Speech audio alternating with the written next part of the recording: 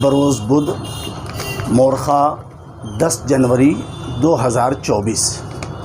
27 جمادی الاخری 1445 دفتر جمعیت علماء سلیمانی چوک پر ایک پریس کانفرنس لی گئی ہے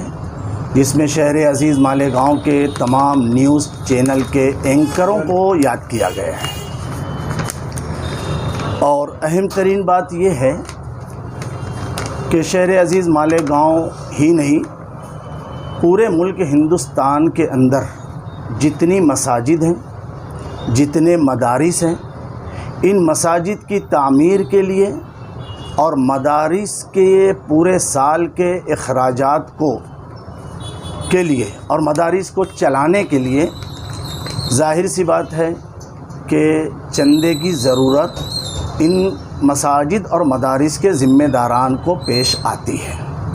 مساجد یہ شعائر اسلام میں سے ہے اور مدارس اسلام کو اور مذہب اسلام کو قائم کرنے کے لیے، قائم رکھنے کے لیے ریڑھ کی ہڈی کی حیثیت رکھتی ہے۔ چنانچہ جیسے ہی ماہ شعبان اور رمضان سایہ فغن ہوتا ہے، جلوہ افروز ہوتا ہے، تو پورے ملک ہندوستان سے بہت سارے مساجد کے ذمہ داران، مدارس کے صدور، محتمم، علماء اور سفراء بڑی کثیر تعداد میں ان علاقوں میں جاتے ہیں جن علاقوں میں ان کو چندہ فراہم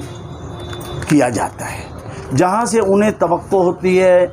اور ان کو امید ہوتی ہے کہ ان علاقوں سے ہمیں اچھی خاصی تعداد میں عطیات، صدقات اور زکوٰۃ کی رقم مل سکتی ہے۔ تو ملک ہندوستان کے کونے کونے میں اور بالخصوص بڑے شہروں میں سفراء رجب، شعبان اور رمضان میں آتے ہیں، جاتے ہیں۔ اسی کی ایک کڑی شہر عزیز مالیگاؤں ہے۔ چونکہ یہاں پر دینداری بھی ہے، مساجد اور مدارس کے نام سے یہ شہر کی شناخت ہے۔ علماء، حفاظ، مفتیان، قراء اور دینداری کے اعتبار سے شہر عزیز مالیگاؤں صرف ملک ہندوستان ہی نہیں بلکہ دنیا کے کونے کونے، گوشے گوشے میں جانا مانا اور پہچانا جاتا ہے۔ اسی لیے سفراء کی بہت بڑی تعداد رجب، شعبان اور رمضان میں الحمدللہ شہر مالیگاؤں کے اندر وارد ہوتی ہے۔ ان واردین اور صادرین سے جمعیت علماء سلیمانی چوک ہمیشہ سے اپنا اصول، ضابطہ، قانون اور قاعدہ بنا کر